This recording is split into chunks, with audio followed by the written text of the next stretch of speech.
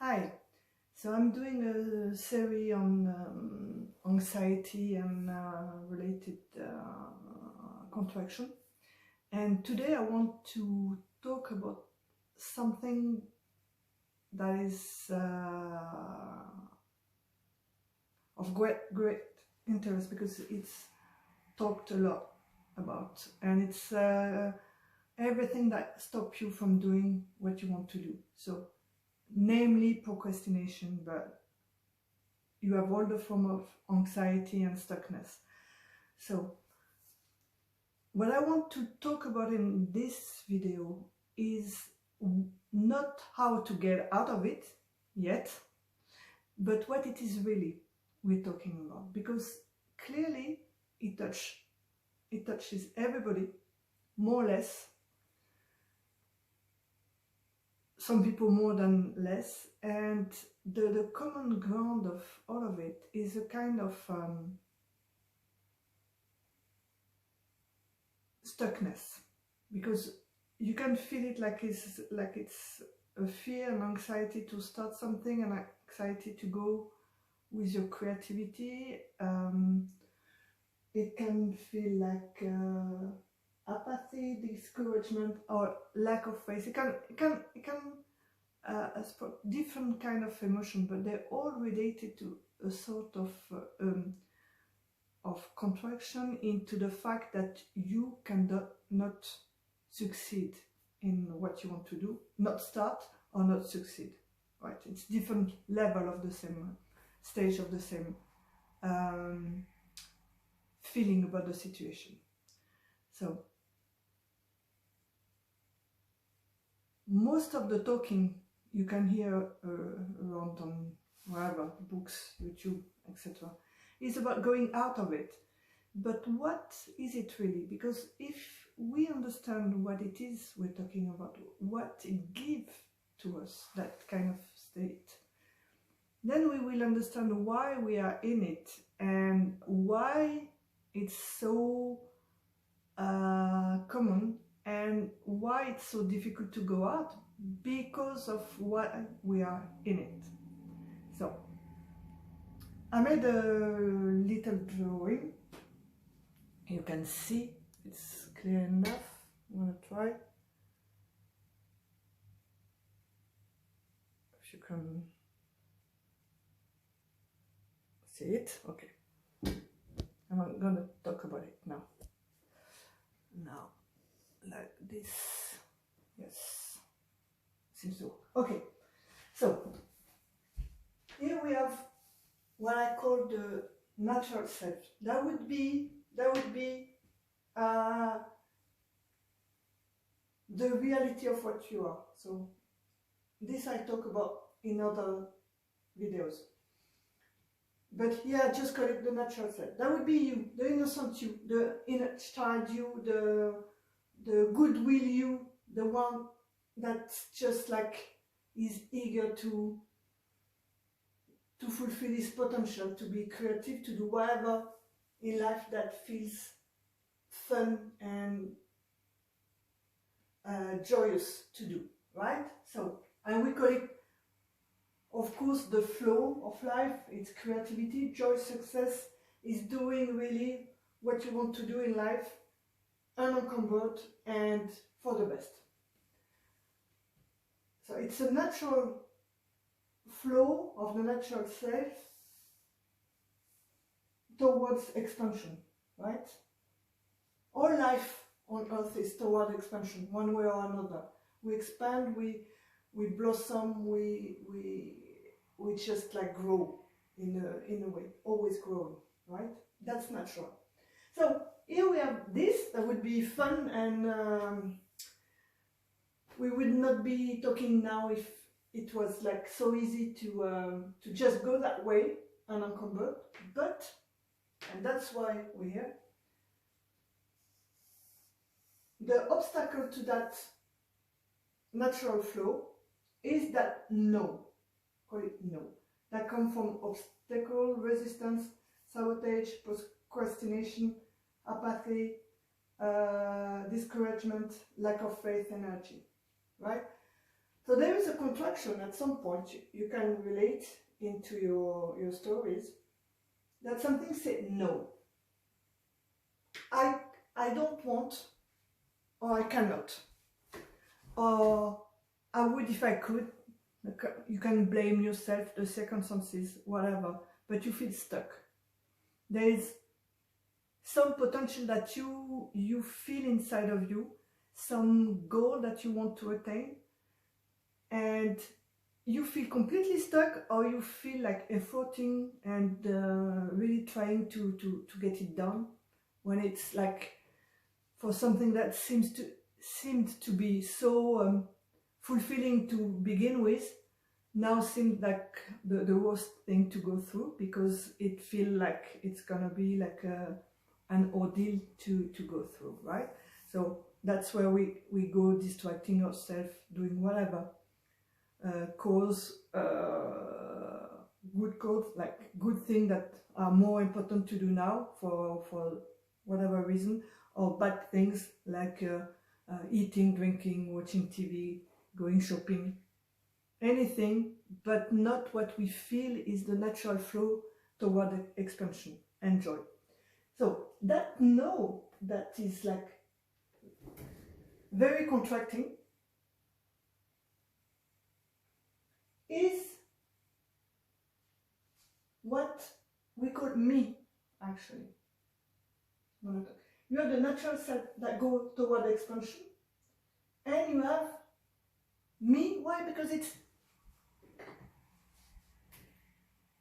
just relating to your story. When you wanted something to do as a goal or as a potential that you want to fulfill, and you feel for whatever shape or form you can not do it, or it's complicated, it's always related to a contraction around me. I don't have enough energy. I don't know enough to do that. I'm not good enough. I have no time. The circumstance around me, something is blocking me. It's just like all of a sudden, all your reality start to condensate around that me.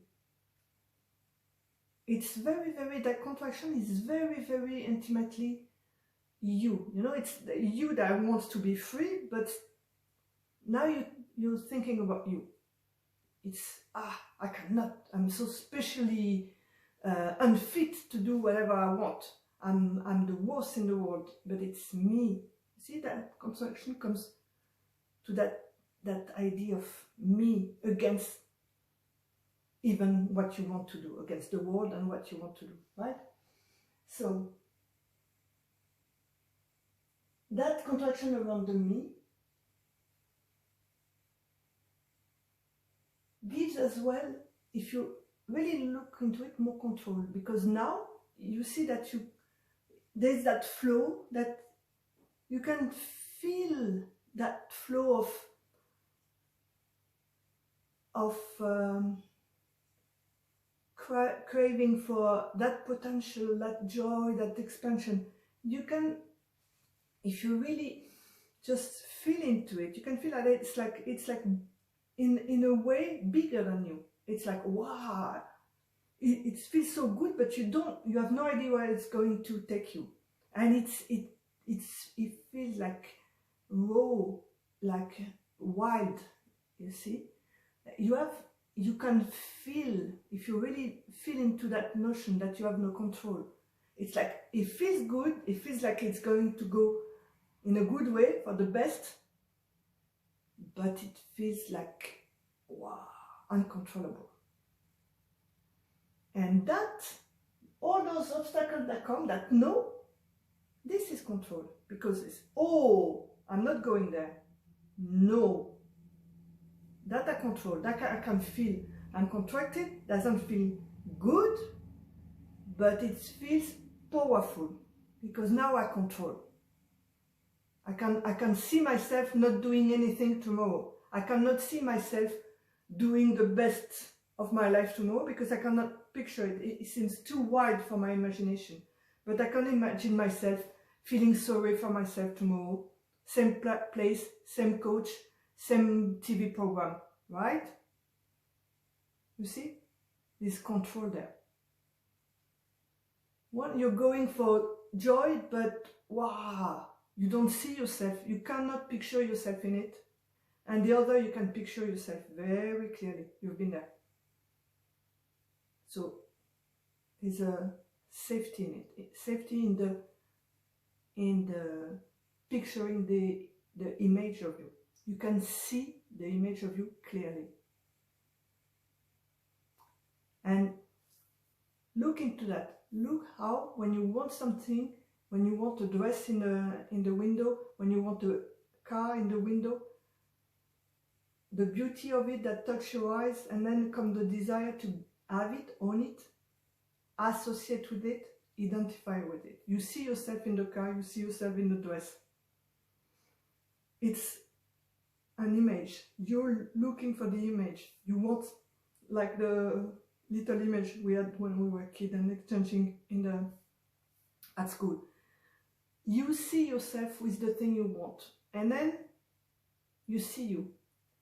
By seeing this thing you want and associating yourself with it, then you can see you. You can never see you with nothing. That's how it works. See how it's funny?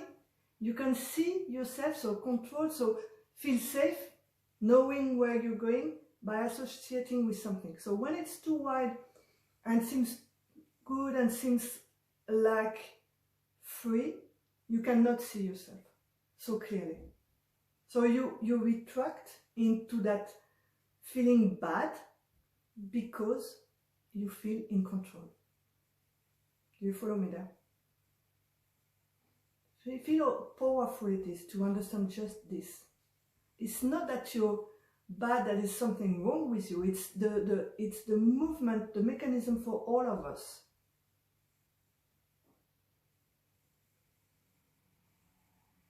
We feel fear of that freedom of creativity and joy. It causes fear because you cannot see your own image in it. Look into it. You cannot see your image. It's not that you're afraid of failure or success. That's why that never worked, that thing, oh, you're afraid of failure, it's why you're not trying to, I don't know, start your company or whatever. It's never the fear of success or failure. It's the fear of not seeing yourself. And if you visualize yourself happy or whatever, when you have that kind of vision, you see it's so much more easy to go to the step after step process to get to your goal.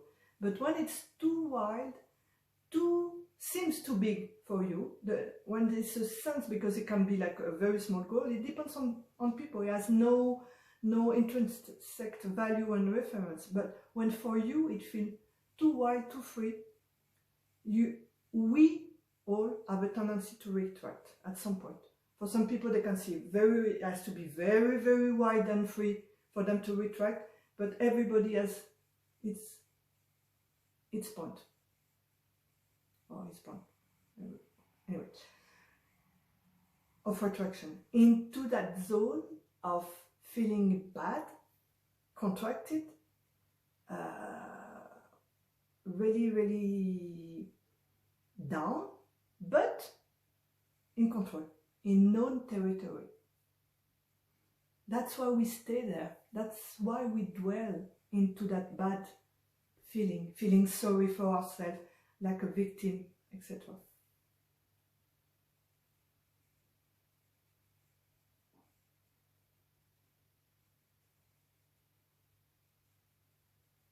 You see?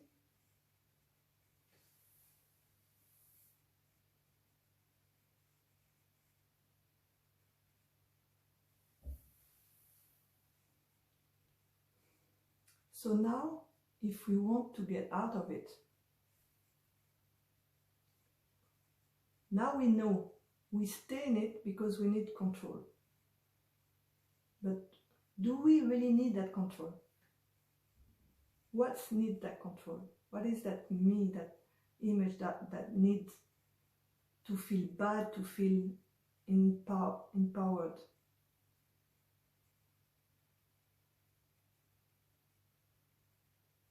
And you can see as well that behind, because when you feel so down, so contracted, so into that procrastination phase of no, no, no, I'm not starting anything, that control,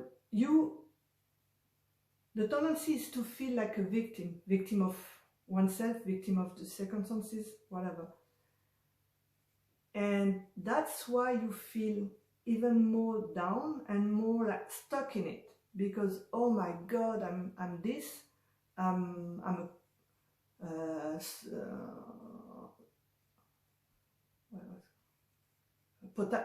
coach potato, and I'm never gonna be something else. I'm a victim because I cannot process into my wild success, whatever it is that you would at best see your best dream that you would like to fulfill.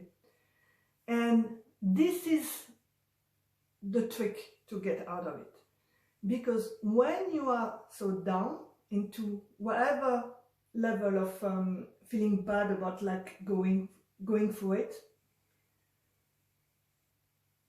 you feel like a victim, because you feel like you're in that position, the goal is there, you cannot go there, so, and you don't know how to effort out of the stuckness, because you've tried motivation and da-da-dee and put, and nothing worked for a long time, because you still think that you're a victim and you have to change your status from victim to a winner, like this. But if you see that you are here because you wanted control, as I said, if you have followed me there, that it was nice for you to control the fact that you were not going forward, because you could say no and just cut the process. You see, you procrastinate, you're not going towards your goal, right? So this control, you stop the train. That's a superpower in a way that you have, to stop it and to say no, I'm gonna drink wine and watch Netflix instead. And you feel bad, I should do it, but a part of you is just staying and go on drinking, right? Instead of, so on that part that you think that is weak, actually is the part which has the more strength. Look at the control that part is, that can stay doing something that is bad for your health, that you don't even like what is on TV, but it's staying there and you cannot move away. That's not weakness, that's power. That's the no power, the control. So you're not a victim, because you are that too. So see yourself as a very powerful being that you are, because you said, this part is too frightening, I cannot see myself, so I decided to be here. And you kind of lie to yourself saying, oh, it's a circumstance, because you're not looking at it. You want to go out of it. But if you look at it, the only conclusion that you can have is that person that is not doing what she's really deeply wants to do for her own good, and she knows it, and she's still not doing it, this person has a lot of power. So feel it as an empowerment. Wow, you ask yourself, where is my power? I'm a weak person, I cannot do anything, I can't get anything, I can't have anything get done, right? But see, where is your power? Your power is on staying on doing nothing, or doing whatever else that is not what you want to do deeply, right? That you seem you want to do deeply. That's, I would say, it's the not honoring that flow of joy and expansion that you feel inside of you. It's better put. And doing something else that she seems to want, right? But there is power there. There is no weakness. There is power to do something else. So if you can see that this is power, because in that control there is power. It's a demonstration of power, not weakness. And that demonstration of power is based on that old pattern that you have like done again and again. That was a defense mechanism of being frustrated by parents and life and whatever your story, and retracting into that, no, I don't want to go to play, I don't want to eat, I don't want that gift because I wanted the other one. That was your only power. That wasn't a weakness.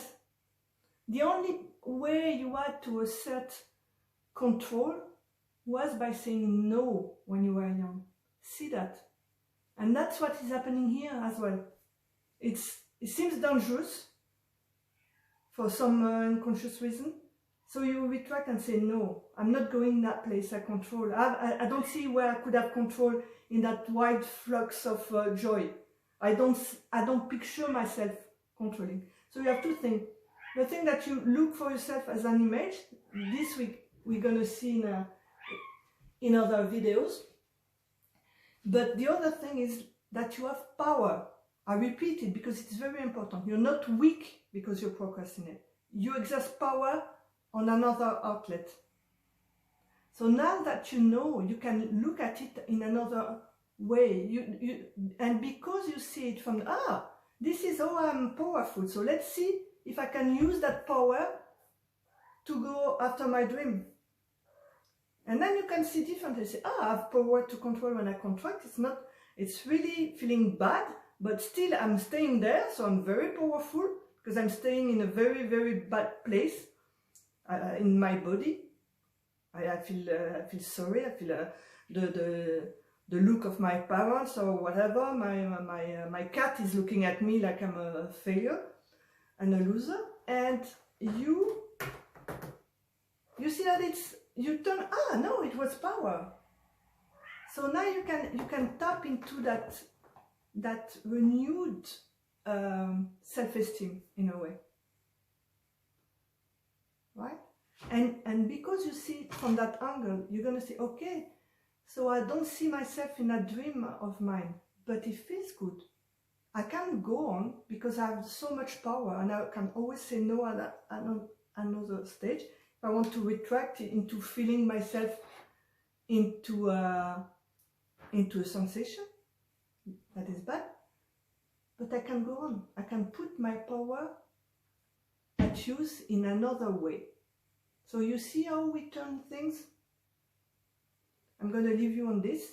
Please comment and ask questions, and see you soon.